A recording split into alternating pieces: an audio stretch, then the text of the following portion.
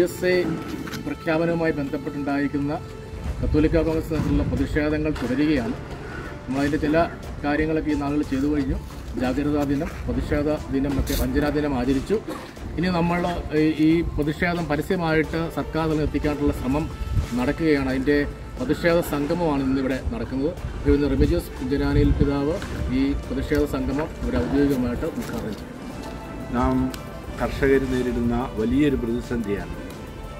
Kerala government സത്വരമായി ഈ കാര്യങ്ങളിൽ ഇടപെട്ടെങ്കിൽ മാത്രമേ കർഷകർക്ക് രക്ഷയുണ്ടാവുകയുള്ളൂ.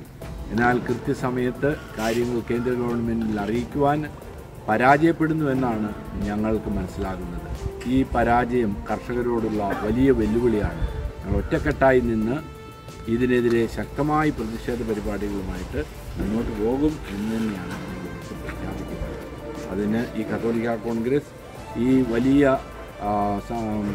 പ്രതിഷേധ പരിപാടികളുടെ ആരംഭം ഞങ്ങൾ കുറിക്കുകയാണ്. ധീരതയോടുകൂടി ഞങ്ങൾ മുന്നോട്ട് പോകും. ഞങ്ങൾക്ക് നീതി വേണം, ഞങ്ങൾക്ക് സമത്വം വേണം, ഞങ്ങൾക്ക് ജീവിക്കാനുള്ള അവകാശമുണ്ട്. അത് ഞങ്ങൾക്ക് നൽകണം. ഇതാണ് ഞങ്ങളുടെ ആവശ്യം.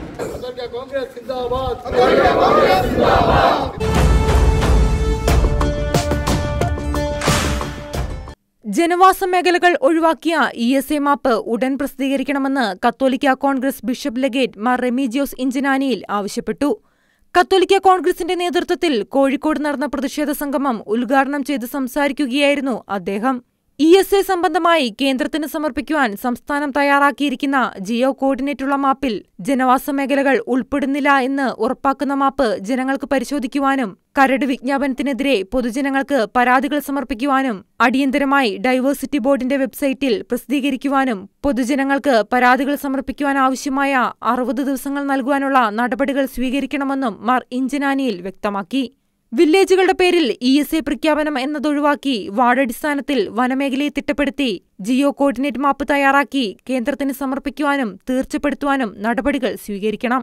കഴിഞ്ഞ 10 വർഷമായി മാറിവരുന്ന സർക്കാരുകളുടെ അലംഭാവ നയം മൂലം ജനങ്ങൾ നേരിടുന്ന ഈ വലിയ പ്രതിസന്ധിയിൽ കത്തോലിക്ക കോൺഗ്രസ് ശക്തമായ പ്രതിഷേധം രേഖപ്പെടുത്തി. കത്തോലിക്ക കോൺഗ്രസ് ഗ്ലോബൽ പ്രസിഡന്റ് രാജീവ് കൊച്ചുപറമ്പിൽ പ്രതിഷേധ സംഗമത്തിന് അധ്യക്ഷത വഹിച്ചു.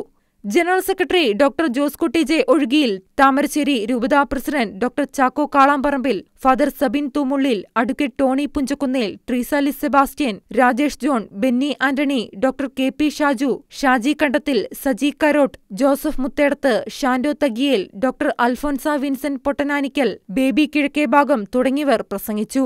ഷിക്കീന ന്യൂസ്, കോഴിക്കോട്.